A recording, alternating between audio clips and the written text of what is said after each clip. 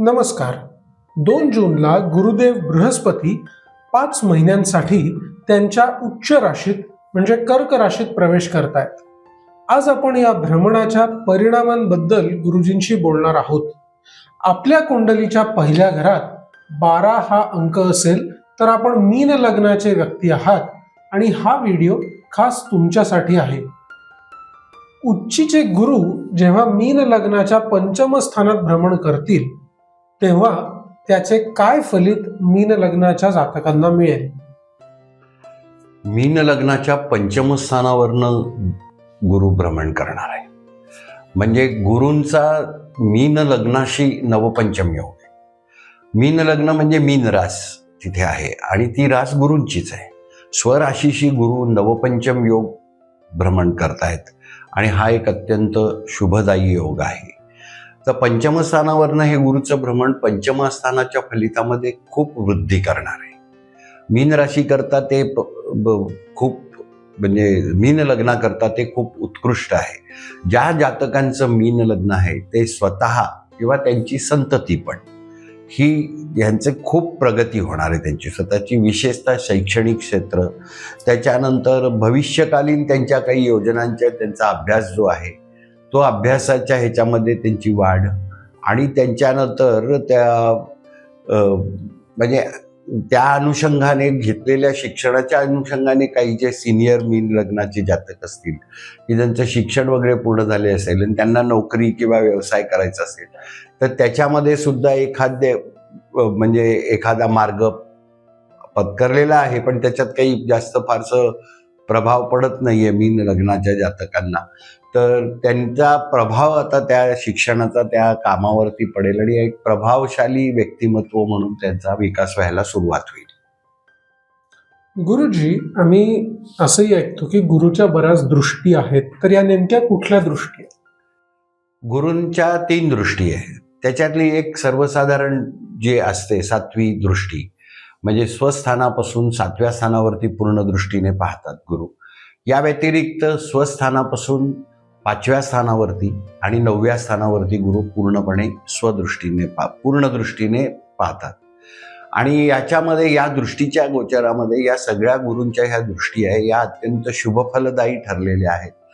फक्त त्यांचे कुठल्या स्थितीमध्ये कुठल्या स्थानावरती आणि ते स्थान कोणतं आहे आणि त्याचं कारक ग्रह कोणता आहे याच्यावरती खूप अवलंबून आहे. त्याप्रमाणे त्यांच्या दृष्टींचं गोचर ठरवता येतं. गुरुजी, 5वी जी दृष्टी आहे गुरूंची ती भाग्यस्थानावर आहे, म्हणजे 9व्या स्थानावर आहे. त्यामुळे मीन लग्नाच्या जातकांना काय रिझल्ट्स मिळतील? आता पंचम स्थानावरचं हे गुरूंचं भ्रमण आहे. तिथून ते भाग्यस्थानावरती पूर्ण दृष्टीने पाहताय. मीन लग्नाचं भाग्यस्थान म्हणजे मंगळाची रास आहे, वृश्चिक रास आहे आणि त्यामुळे संतती स्थानातून भाग्यस्थानावरती दृष्टी म्हणजे मग भाग्यस्थानाचे फलित आहे. म्हणजे धार्मिक शिक्षण जर ज्यांनी घेतलेलं आहे तर भाग्यस्थान धर्माचं द्योतक, धर्म दाखवत आहे. त्यामुळे धार्मिक कार्यामध्ये ज्यांनी शिक्षण घेतलेले त्यांना त्यांचा व्यवसाय किंवा धार्मिक व्यवसाय म्हणजे विशेषतः पौरोहित्य वगैरे करणाऱ्यांना किंवा धर्मप्रसार करणाऱ्यांची जे काही आहेत मंडळी गुरूंची, त्यांच्यावर गुरूंच्या हे कृपेमुळे त्यांच्या शिक्षणाच्या दृष्टीने त्यांचा भाग्योदय होईल. दुसरं जे काही आहे की ज्या व्यक्तींनी व्यवसायाच्या दृष्टीने शिक्षण घेतलेलं आहे, तांत्रिक शिक्षण घेतलं आहे किंवा आणखीन कुठल्या प्रकारचं शिक्षण घेतलंय तर त्यांना सुद्धा तांत्रिक व्यवसायाच्या दृष्टीने सुद्धा खूप भाग्योदयकारक अशी ही स्थिती आहे. त्यांचा भाग्योदय सुरू होणार आहे असं म्हटलं तर काय हरकत होणार नाही. आणि त्यामुळे ते काय व्यवसाय करायचा याची तयारी त्यांची पूर्ण होण्याचा म्हणजे झपाटा सुरू होईल. पण झपाट्याने ती तयारी होईल आणि त्यांचा व्यवसाय सुरू होईल. पंचम स्थानाचं दुसरं कारकत्व असं आहे की संतती होणं. म्हणजे ज्यांचे जे मीन लग्नाचे जे जातक आहे विवाहित झालेले आहेत आणि बऱ्याच कालावधीपासून जर संतती नाही आहे किंवा होत नाही त्यांना सुद्धा संततीचे शुभसूचक सूचना उपलब्ध म्हणजे मिळतील त्यांना आणि त्यांच्या सुद्धा त्या दृष्टीने मार्गक्रमण होऊन संतती प्राप्तीचा भाग्योदय त्यांचा पण होईल. एकादश स्थानावर म्हणजे लाभ स्थानावर गुरुची 7वी दृष्टी आहे. जे मीन लग्नाचे लोक प्रदीर्घ काळापासून आर्थिक लाभ किंवा प्रगतीच्या प्रतीक्षेत आहेत त्यांना यश मिळेल का? म्हणजे कोणाला चांगल्या नोकरीमध्ये त्यांचा ट्रान्सफर हवी असेल किंवा कंपनी चेंज करायची असेल तर त्यांना काही फायदा आहे का? व्यावसायिकांना काही फायदा आहे का? पंचम स्थानातनं परत जसं मी म्हटलं की पंचम स्थानावरून भ्रमण करणारे गुरु पूर्ण दृष्टीने म्हणजे समसप्तक दृष्टीने लाभस्थानावरती पाहतात. ते नीच रास आहे, तिथे मकर रास गुरूंची नीच आहे. पण तथापि मीन लग्नाचे स्वामीच गुरु असल्यामुळे आणि पंचम स्थानावरती उच्चीचं भ्रमण सुरू असल्यामुळे काही जे काही मंडळी आहे, म्हणजे तुम्ही जसं विचारलं की नोकरीच्या संदर्भामध्ये, तर त्यांना काही जातकांना नोकरी लागलेली असेल. पण उदाहरण द्यायचं झालं आपण की त्याच्या संदर्भामध्ये कशी असेल, ज्यांची नोकरी मीन लग्नाचे जातक आहे की समजा वैद्यकीय शिक्षण झालं आहे, सगळं वैद्यकीय अधिकारी आहे, तर त्याला वैद्यकीय दवाखान्यामध्येच नोकरीची अपेक्षा असते की तिथे नोकरी मिळाली पाहिजे किंवा मी स्वतःचा दवाखाना चालू केला पाहिजे, म्हणजे व्यवसाय. पण अशा जातकांना काही कारणास्तव म्हणजे काही नाईलाजास्तव म्हणा किंवा काही स्थितीनुसार म्हणा, त्यांना वैद्यकीय क्षेत्रातच पण वैद्यकीय व्यवसायाशी निगडीत अशी नाही, म्हणजे उदाहरणार्थ हेल्थ ऑफिसर म्हणून नोकरी लागते किंवा तुमचं आपण म्हणतो की हेल्थ इन्शुरन्सच्या संदर्भामध्ये त्यांना ती नोकरी लागलेली असते. ते नाईलाजास्तव आहे, ते त्यांना परिस्थिती घरदार म्हणजे या गोष्टीने त्यांनी केलं. पण या भ्रमणामुळे म्हणजे साधारणतः जर याला 5 ते 6 वर्ष जर त्यांची नोकरी झालेली असेल तर आताही त्यांना खूप चांगला योग आहे की त्यांनी जे शिक्षण घेतलंय ते त्यांना लाभदायक ठरणार आहे. म्हणजे त्यांचं वैद्यकीय क्षेत्रात त्यांना नोकरी लागेल किंवा त्या ठिकाणी म्हणजे एखाद्या ठिकाणी त्यांना स्वतःचा व्यवसाय दवाखाना सुरू करायचा योग मिळेल, अशा प्रकारचा लाभ मिळेल. हीच इंजिनिअरिंगच्या बाबतीत आहे. म्हणजे एखादा जर आपण स्थापत्य अभियांत्रिकी तज्ज्ञ असेल, स्ट्रक्चरल इंजिनियर असेल, तर त्याची अपेक्षा असते की आपल्याला साईटवरती जावं लागेल, काम करावं लागेल, आपण ती साईट करू, आपले नवीन नवीन टेक्निक्स तिथे आपण शिकलेलं त्याचा विनियोग करू. पण त्याला त्यावेळेला नोकरी लागत नाही. तो कुठेतरी खालच्या कार्यालयामध्ये किंवा अशा ठिकाणी की जिथे त्याला ऑफिसच जॉब करावा लागतो. आणि असा ऑफिस जॉब जो करत असेल त्याला अचानकप्रमाणे त्याच्या कार्यालयाला म्हणा किंवा त्याच्या त्या ज्या क्षेत्रात तो काम करतोय त्या क्षेत्राला एक्झिक्युटिव्ह पॉवर्स येतील, म्हणजे प्रत्यक्षात हे करण्याच्या. आणि ह्या पॉवर्समुळे त्याला संधी मिळेल स्वतःचं टेक्निक दाखवण्याची, त्याच्या अभ्यासाचा त्याला लाभ होईल. पंचमस्थानावरचं भ्रमण लाभस्थानावर दृष्टी म्हणजे जे काय शिकलं आहे ते होईल. हे सगळ्या सेक्टरमध्ये होण्याचा योग आहे मीन लग्नाच्या जातकांसाठी. आणि प्रथम स्थानावर म्हणजे लग्नावरच त्यांची 9वी दृष्टी आहे, पण तिथे शनी सुद्धा आहेत. त्यामुळे आरोग्य, आत्मविश्वास, व्यक्तिमत्व विकास यासाठी हा काळ कसा असेल?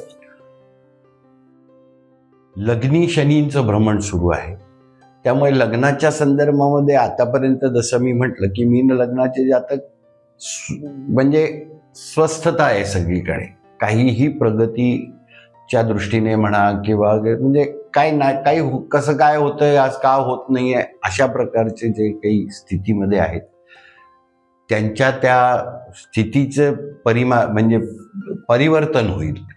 ती स्थितीची परिवर्तनाची सुरुवातच बहुतांशी झालेली असेल, पण काही ठिकाणी ती अजून झालेली नसेल तर ती तिथेच होईल. मीन लग्नाचे जातक विद्यार्थी, मीन लग्नाचे जातक संसारी पुरुष, मीन लग्नाचे व्यावसायिक, मीन लग्नाचे अधिकारी वगैरे यांचा म्हणजे जसं आपण म्हणतो की एक चांगला अधिकारी जो असेल, चांगला काम केलेलं असेल, पण गेल्या मीन लग्नावरती शनींचं भ्रमण गेल्या 1.5 वर्षापासनं विशेषतः ते जातक किंवा वर्षभरापासून ते जातकाचं पोस्टिंग जे असेल मीन लग्नाचा अधिकारी एखादा, ते non active, non productive, non operative एक सायलेंट पोस्टवरती जर त्याचं झालेलं असेल आणि तो जंग प्रयत्न करत असेल प्रगतीसाठी म्हणा, प्रमोशनसाठी आणि त्याच्या चांगल्या ठिकाणी पोस्टिंग व्हावं ह्याच्यासाठी त्याचं कार्य करण्याची, त्याला चुणूक दाखवण्याची त्याला संधी मिळावी याची वाट पाहत असेल, ती संधी त्याला या गुरूंच्या भ्रमणामुळे मिळेल. कारण लाभेश शनी हा लग्नी आहे, सध्या भ्रमण करतोय. म्हणजे लाभ तर शनी देणारच आहे, फक्त शनी उशिरा लाभ देतात. त्यामुळे तो आता 1-1.5 वर्ष शनी तिथे भ्रमण झाल्यानंतर आता तो लाभ द्यायला सुरुवात करते. आणि त्याचबरोबर गुरुबळ पण येत आहे की गुरूंची नवपंचम योगाची दृष्टी त्याच्यावरती, त्या स्थानावरती येते, लग्नावरती. त्यामुळे मीन लग्न राशी म्हणजे लग्नी मीन जिथे रास आहे त्या लोकांचं बहुतांशी सगळं कल्याण होणार आहे.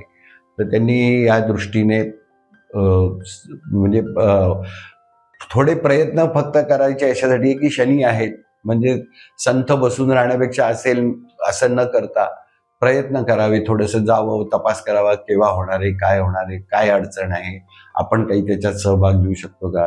व्यवसायाच्या बाबतीतही व्यावसायिकांनी असंच करावं की मग का बरं आहे, कुठे काही कमी पडतंय का, काही आपलं स्टँडर्ड कमी पडतंय का वगैरे अशी तपासणी करावी. म्हणजे निश्चितच साधारणतः जूनमध्ये बदल झाल्यानंतर, 1-2 जूनला बदल झाल्यानंतर 15 जूनपासून त्यांचं हे प्रगतीचं वाटचाल सुरू होईल. गुरुजी, आपण मीन लग्नाच्या जातकांना काही उपाय सांगाल का?